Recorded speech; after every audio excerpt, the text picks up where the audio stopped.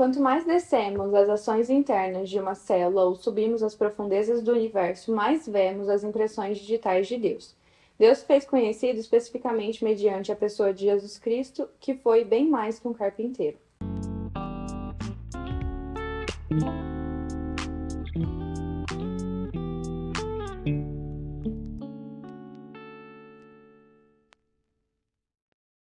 Oi, gente, tudo bem com vocês? Eu sou a Bianca do Cabeceira e hoje eu vim aqui resenhar Mais que um Carpinteiro. Esse é um livro que eu li em 2021 e que eu amei na época, foi muito, muito bom. E eu tava pensando no que trazer esse mês aqui pra vocês e eu pensei, acho que vou reler Mais que um Carpinteiro, acho que é muito pertinente pra levar pro Cabeceira. E também para entender mesmo se não foi mais um calor da emoção, porque eu gosto de reler aquilo que eu já li para entender se era o calor da emoção, se era falta de senso crítico, ou se realmente eu gostei, se realmente é um livro bom. Então eu fiz isso com Mais que um Carpinteiro e eu continuei amando. Esse livro foi escrito por Josh e Sean McDowell, não sei como fala, não sei se fala assim, que são pai e filho. Ele foi escrito, então, pela primeira vez somente pelo Josh, que é o pai, e lançado em 1976, então faz bastante tempo. Logo, vendeu muitos exemplares e hoje são mais de 15 milhões de exemplares vendidos. Por aí você sabe que é um livro muito bom. Aí eles lançaram essa nova edição, pai e filho, com acréscimos ali do Sean, falando um pouco mais sobre aquilo que eles estudaram depois de um tempo. Esse livro eu ganhei da minha mãe e quando eu ganhei lá em 2021, eu tava passando por uma situação muito delicada na escola, ainda tava na escola, às vezes eu fico pensando, gente, 2021 foi há tanto tempo, mas foi há tão pouco tempo, eu ainda tava na escola, tipo assim, estranho. Mas eu tava passando por uma situação delicada, onde um professor meu, que era ateu, tava meio que me humilhando em sala de aula, eu e minha irmã, no caso, mas ele meio que usava de vários momentos ali que não diziam respeito à religião nem nada do tipo pra nos humilhar, não tinha nada a ver com a matéria, nada a ver. Então jogar uma pergunta que a gente não conseguia responder, ou coisas que talvez a gente era muito imatura na época pra conseguir responder. Afinal, nós estávamos na escola. Quando eu ganhei esse livro, eu tava me sentindo bem incomodada com a situação, não só porque era muito chato, né? Porque quem já passou por uma situação parecida, se você é cristão, provavelmente já. Quem já passou por essa situação vai entender aquilo que eu tô falando. E não só porque a situação por si só já é chata, mas também porque eu comecei a me sentir incomodada de não ter argumentos palpáveis pra não refutar ele, mas pra me basear naquilo que eu ia falar. Eu entendi aquilo que eu acreditava, eu sempre tive minha fé muito bem firmada, então nunca foi motivo de dúvida essas coisas que ele fazia com a gente, mas eu comecei a ficar incomodada porque eu não tinha argumentos sólidos pra conversar com ele. Então eu ficava meio que no chinelo quando ele fazia algumas questões ali e falava algumas coisas. E isso foi me incomodando. Em relação a não conseguir defender a minha fé, defender aquilo que eu acreditava. E eu queria ter provas além da palavra de Deus, além daquilo que eu já sabia e já entendia, para que não só os cristãos me entendessem, as pessoas que pensavam como eu, mas também os leigos. Obviamente, gente, eu sempre vou ficar com a palavra de Deus. Como eu disse, em momento nenhum eu fiquei em dúvida sobre aquilo que eu acreditava. Eu sempre vou ficar com a palavra e eu te incentivo também a buscar a Bíblia, a leitura bíblica e a buscar se aprofundar nesses fundamentos de fé. Se você não é profundo o suficiente nos fundamentos de fé, não vá atrás de estudar sobre ideologias, sobre temas sensíveis, sobre coisas que talvez vão mexer com a sua fé. Porque, por mais que a gente seja forte demais, se a gente não tem o fundamento de fé mínimo possível, e o fundamento já fala sobre algo muito profundo, a gente vai acabar caindo. Então, assim, eu te incentivo, primeiramente, se você não tem uma vida profunda em relação à sua fé, em relação àquilo que você acredita no seu relacionamento com Deus, para tudo e vai buscar ele. Depois começa a estudar sobre aquilo que você tem sido incomodado, sobre aquilo que Deus colocou no seu coração. Mas eu também sempre parto de uma premissa: a gente não precisa ser burro. O cristão não precisa ser burro. Ele não precisa usar somente a Bíblia. A gente tem tantos e tantos fatos que são ao nosso favor. A ciência está ao nosso favor, por exemplo. E muitas vezes a gente usa só a Bíblia. E pessoas que não entendem, que não têm a mesma fé que nós, já vão nos descredibilizar totalmente por conta disso. Então, assim, estude a respeito daquilo que tem falado aí fora, estude a respeito das ideologias. Eu sei que nós somos um canal aqui que incentiva isso, né? Sempre a gente tá fazendo alguns vídeos polêmicos aí. Se você entrar no canal, você vai ver falando sobre feminismo, falando sobre comunismo, enfim, diversos assuntos sensíveis, né, no mundo de hoje em dia. Mas, então, busque estudar, não seja burro, seja inteligente, seja sábio e use ao seu favor aquilo que a gente tem disponível. Então, quando essas dúvidas começaram a surgir no meu coração, eu senti a necessidade de começar a buscar mais profundamente naquilo que eu acreditava. Eu amo a Bíblia, eu li a Bíblia, eu acreditava na Bíblia, eu acredito em Deus, mas eu precisava ir um pouco mais profundo naquilo que eu acreditava. Buscar não só aquilo que estava na palavra, aquilo que eu acreditava na minha fé, mas também fatos históricos, fatos que fugiam dali. Ai, nossa. E isso eu falo para preparo, não é para se colocar em briga, não é para discutir, não é para sair por cima, mas é para exaltar o nome de Deus. Porque muitas vezes a gente é muito burra aí fora com tudo que falam para nós, seja aborto, seja feminismo, seja ideologia de gênero, seja ateísmo, qualquer dúvida que colocam na nossa mão a gente não sabe responder.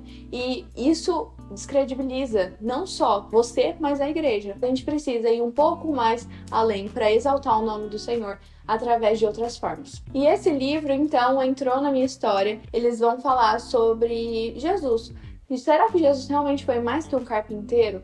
Será que Jesus era Deus? Será que Jesus de fato passou por essa terra? E todas essas muitas dúvidas que ateus muitas vezes vêm nos questionar. Se Deus existe mesmo, por que isso acontece? Se Deus existe mesmo, por que o mal existe no mundo? Várias perguntas e várias questões que muitas vezes são colocadas e incutidas no nosso coração até muito cedo e a gente não sabe, não entende, muitas vezes não é nem a questão de responder, mas a gente realmente não sabe, então não sabe nem pra nós. E a gente precisa estudar mais a respeito. Eu já posso afirmar pra você, antes aqui de começar a resenha, que esse é um livro maravilhoso, que vale o seu investimento, que vale o seu tempo. E eu vou te provar aqui durante a resenha o porquê vale a pena você ler Mais que um Carpinteiro. O livro vai começar com o Josh contando um pouco sobre a sua vida. Ele conta que ele sempre teve um vazio dentro de si que nunca foi suprido. Ele tentava preencher com festas, com namoradas, depois com a vida acadêmica, tentando ser uma pessoa relevante ali no meio acadêmico, e ele fala que nada preenchia esse vazio. Assim como aconteceu um dia comigo e provavelmente já aconteceu com você. A gente sabe o que é esse vazio, né, nós cristãos. E ele começa a falar aqui que ele tentava buscar em muitos lugares preencher o seu coração, a sua vida, mas ele sabia que ele era um fracassado, que ele não era nada, e às vezes ele se pegava pensando: será que existe uma razão para eu estar aqui? Será que existe uma razão para eu viver? E ficava nessa, obviamente que tentando mascarar tudo. Ele conta aqui no livro que ele não deixava isso claro para as pessoas, ele queria se mostrar muito feliz, muito bem, não queria transparecer aquilo que ele sentia. Mas um dia, ali andando pelo campus da faculdade, ele viu um grupo de jovens que sempre estava feliz. Esse grupo sempre estava feliz, toda vez que ele passava por eles, eles eram alegres, eles nunca reclamavam, nunca estavam cabisbaixos. E ele começou a pensar que esse grupo tinha de tão especial, que parecia que vivia uma vida que fazia sentido viver. Ele começa a falar que ficou curioso ali com essa questão e se aproximou um pouquinho mais desse grupo. Então, assim que ele se aproximou desse grupo, ele perguntou, né, o que fazia eles assim tão felizes. E eles falaram que eles tinham conhecido Jesus Cristo e que ele havia mudado a vida deles. E era por isso que, desde então, eles sempre estavam felizes.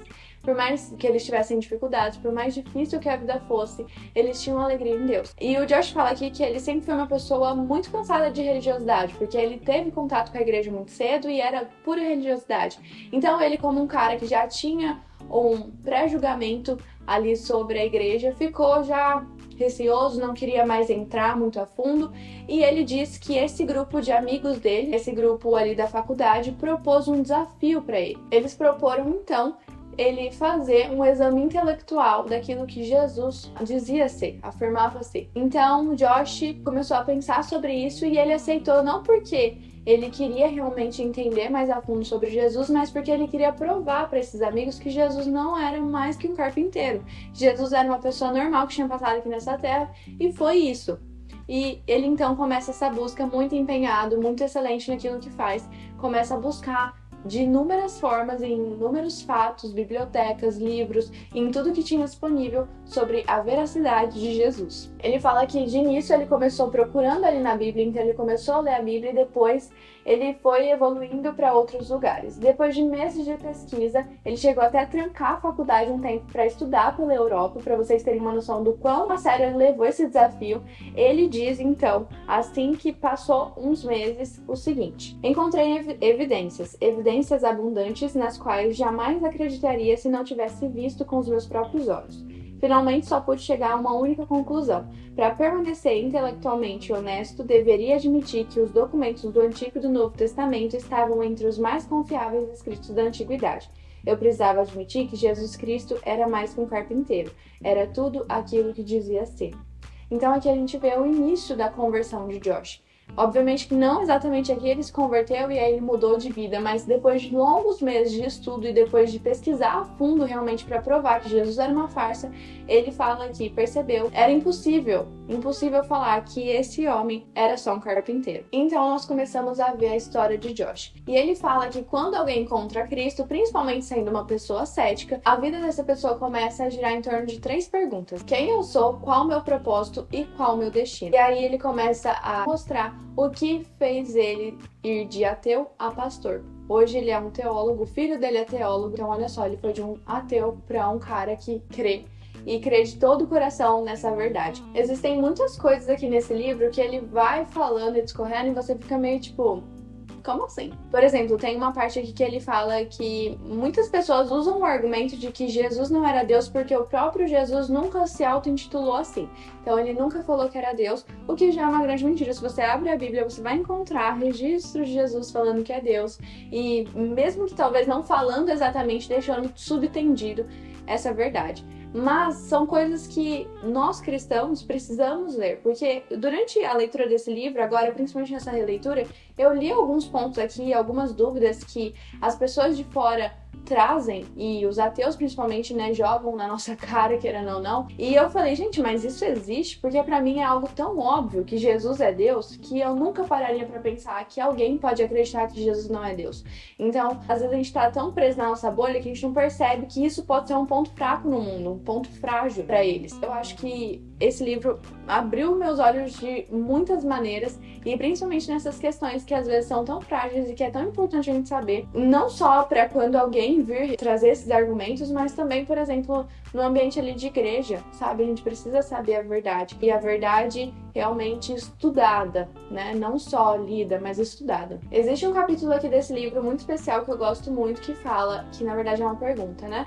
Senhor lunático ou mentiroso? Atualmente, eu acho que esse é o maior argumento que os ateus usam, né? Que Jesus só era um cara bom que veio aqui na Terra. Muitas vezes, gente, quantas vezes eu já ouvi que Jesus era um cara legal?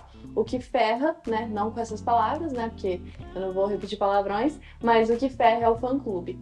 E isso me faz pensar algumas coisas. E nesse capítulo em específico, o autor ele vai desmentir de que Jesus era só um homem bom, que passou por essa terra, que realmente era amigo de todo mundo, era um cara muito bondoso, muito generoso, mas que não passou disso, não era Deus. Não tem por que a gente olhar para ele com um olhar de divindade. Uma das citações que ele traz aqui no livro é de ninguém mais, ninguém menos do que Lewis. E ele traz uma citação que eu gosto muito, muito, muito, e aqui eu já vi que esse autor era bom, porque ele gosta de Lewis também. Aqui ele vai ler uma frase de Lewis que fala assim: um homem que fosse apenas homem e dissesse a espécie de coisas que Jesus disse, não seria um grande mestre moral. Ele seria lunático, ou então seria o próprio diabo do inferno. Você tem de fazer uma escolha. Este homem era e é o Filho de Deus, ou então era louco, ou algo ainda pior. Você pode tomá-lo como louco, pode cuspir nele e matá-lo como um demônio, ou pode cair a seus pés e chamá-lo de Senhor e Deus. Mas não podemos aparecer com a tolice condescendente de que ele foi apenas um grande mestre humano. Ele não nos deixou essa possibilidade, não era a sua intenção. Lewis já fala tudo, né, obviamente. Mas ele fala que você não pode falar que Jesus era apenas um grande mestre moral. Você precisa admitir que ou ele era o Senhor, ou ele era um demônio ou algo pior, ou ele era um louco totalmente fora de si. Não tem como ficar no meio termo, e as pessoas querem muitas vezes entrar nesse meio termo de que não, Jesus era bom sim, gente, Jesus foi um cara legal, ele era muito bom, muito inteligente, mas não, ou Jesus pra você é Deus ou ele não é nada. Não tem meio termo, não tem em cima do muro. Então, pergunta por pergunta, senhor lunático ou mentiroso, ele vai desmascarando aqueles que falam que Jesus era só um senhor, só um lunático ou só um mentiroso. Na parte de mentiroso ele fala assim: como poderia Jesus ser um entusiasta ou um louco se jamais perdeu o equilíbrio de mente, que pairou serenamente sobre todos os problemas e perseguições como o sol acima das nuvens, se sempre dava a resposta mais sábia às perguntas tentadoras, se calmo e deliberadamente predisse sua morte sobre a cruz, sua ressurreição no terceiro dia, o derramar do Espírito Santo, a fundação da igreja, a destruição de Jerusalém, predições que foram cumpridas literalmente. Um caráter e uma personalidade tão completa, tão uniformemente coerente e perfeita, tão humana, no entanto, tão acima de toda a grandeza humana, não poderia ser fraude nem ficção. Seria necessário mais que um Jesus para inventar Jesus. Alguém que vive como Jesus viveu, ensinou como Jesus ensinou e morreu como Jesus morreu, não poderia ser um mentiroso. Então aqui ele fala um pouco sobre essa questão da lucidez de Jesus, né? Que Jesus não poderia ser um louco, foi uma ação aqui da Terra. E tem até uma parte aqui no livro que fala que quem dera que nós fôssemos tão sãos quanto Jesus. Então Jesus não poderia ser um maluco que tava falando qualquer coisa, porque, vamos lá, né, gente? Uma pessoa que se afirma ser Deus, no mínimo é louca. No mínimo do mínimo. E Jesus não demonstrava em nada traços de loucura, traços de esquizofrenia, talvez, ele aborda isso no livro também. E não poderia ser um mentiroso. Seria necessário muito mais que um Jesus para inventar Jesus. Uma pessoa que fez tudo que Jesus fez não poderia ser um mentiroso. Então ele vai desmascarando essas mentiras, mentira por mentira, até que sobra Senhor. E Senhor com S maiúsculo. E uma das principais provas para que Jesus tenha sido Deus, né, aqui na Terra, fora da Bíblia, óbvio, né, trazendo sempre o fato histórico, é que muitos escritores não cristãos consideravam Jesus como divino. E aqui no livro ele vai abordar que esses escritores falavam que Jesus de fato era Deus, por mais que eles não fossem cristãos e não tivessem a mesma crença que nós. Ele também vai falar, então, aqui, encerrando esse capítulo, né, Senhor Mentiroso Lunático, que não existe outra opção. A questão relacionada a essas três alternativas não é qual delas seria possível, porque obviamente as três são.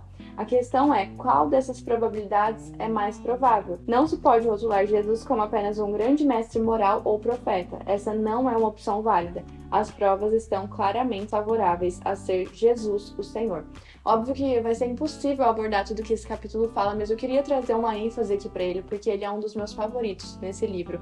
E eu acho que nós precisamos ter esse entendimento da grandeza de Jesus e daquilo que ele fez aqui em terra, né? Que foi muito mais do que um homem bom.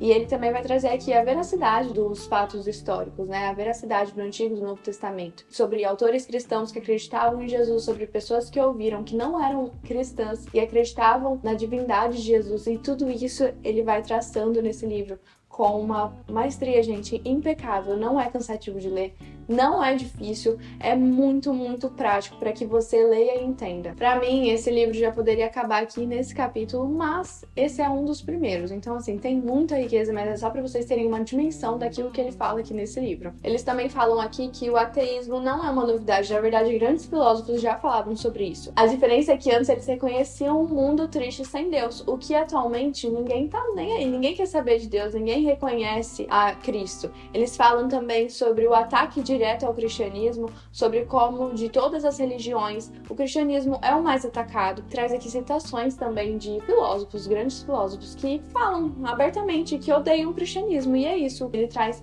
muitos pontos aqui que às vezes a gente olha e fica, meu Deus, então não é fonte da minha cabeça, a fonte tá aqui. Ele fala sobre como o cristianismo foi um dos maiores impulsionadores da ciência e de como muitos cientistas eram cristãos, porque eles reconheciam através da ciência, da criação, o fato de que Jesus existe, de que Deus existe. Como eu disse, né, a ciência está ao nosso favor. Gente, a ciência e tudo que existe nesse mundo pode tentar dar uma volta e falar que não é isso, tentar desmentir uma verdade da palavra palavra de Deus, mas nunca será possível. Se a gente for na origem, ali na essência da coisa, a gente vai perceber que a essência está ao nosso favor, porque Deus não pode se contradizer. Ele é o criador de todas as coisas. Eles também vão falar sobre a abundância de materiais, né, da palavra de Deus, da Bíblia, em comparação com a escassez de outros livros clássicos históricos que ficaram aí na nossa memória, na nossa geração.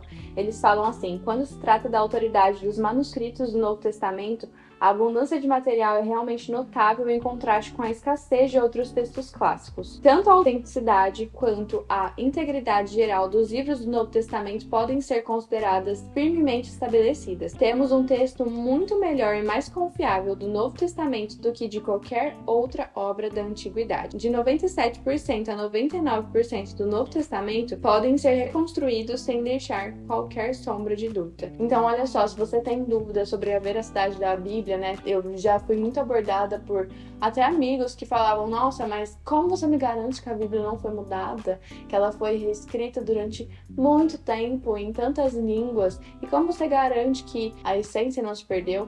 Aqui está a prova de que a Bíblia é real, e muito mais real do que muitos clássicos que hoje a gente lê e acha que talvez seja a verdade total, mas que pode ter se perdido, podem ter detalhes perdidos ali, diferentemente da Bíblia, que é um livro que se passou de gerações em gerações e que continua sendo totalmente confiável. Um outro capítulo que eu gosto muito nesse livro é Quem Morreria por uma Mentira, onde ele fala que 11 dos apóstolos foram mártires e que eles sofreram a duras penas aquilo que era acreditar no Evangelho, aquilo que era falar que não, eu creio em Jesus. E hoje a gente crê de forma tão fácil, né, de forma tão acessível. A gente pode sair por aí falando de Jesus, eu posso publicar esse vídeo aqui que eu não vou ser perseguida, não vai ter ninguém batendo na porta da minha casa, pelo menos eu espero, porque eu falei de Jesus, ou eu posso sair com uma Bíblia debaixo do braço e nada vai acontecer comigo. Mas a gente precisa lembrar que não era a mesma realidade, não é a mesma realidade para muitas outras pessoas. Então, na época ali dos apóstolos, 11 deles foram mártires. E se a gente estuda um pouco mais sobre a história dos apóstolos, a gente vai entender que eles realmente criam numa verdade. Eles não morreriam por uma mentira. Eles não sofreriam tudo que sofreu por uma mentira. E esse é um ponto, assim, que eu acho também primordial e essencial trazer aqui para vocês, porque é um capítulo que eu gosto muito. Um dos argumentos é que os apóstolos passaram ali pela crucificação e depois pela ressurreição. Eles provaram e viram daquilo que Jesus fez. E aqui nesse livro, o autor vai falar exatamente sobre isso. Quem morreria por uma mentira? Ele fala assim: os apóstolos passaram pela prova da morte para substanciar a veracidade do que proclamavam. Creio que posso afirmar no testemunho dele mais do que no da maioria das pessoas que conheço hoje.